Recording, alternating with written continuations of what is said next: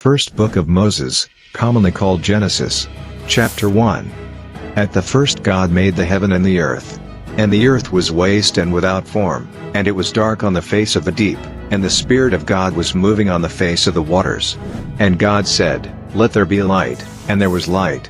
And God, looking on the light, saw that it was good, and God made a division between the light and the dark, naming the light, day, and the dark, night. And there was evening and there was morning, the first day. And God said, "Let there be a solid arch stretching over the waters, parting the waters from the waters." And God made the arch for a division between the waters which were under the arch and those which were over it, and it was so. And God gave the arch the name of heaven.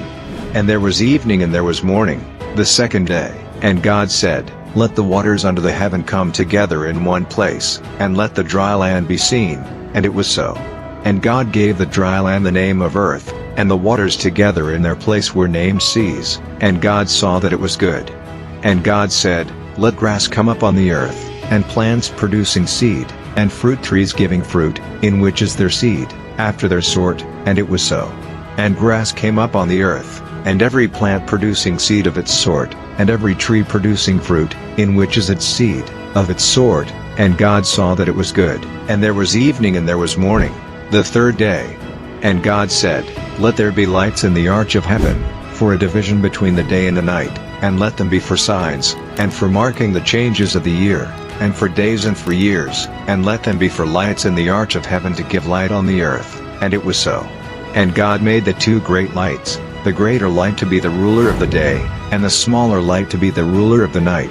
And he made the stars, and God put them in the arch of heaven, to give light on the earth, to have rule over the day and the night, and for a division between the light and the dark. And God saw that it was good. And there was evening and there was morning, the fourth day. And God said, "Let the waters be full of living things, and let birds be and fly over the earth under the arch of heaven."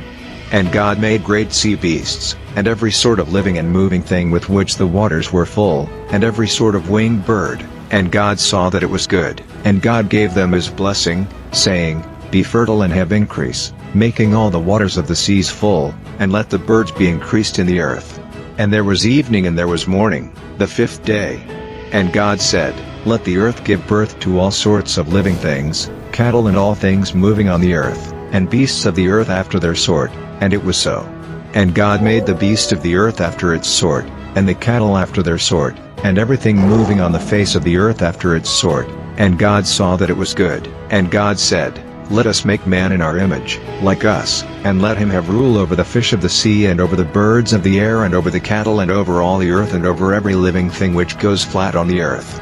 And God made man in his image, in the image of God he made him, male and female he made them.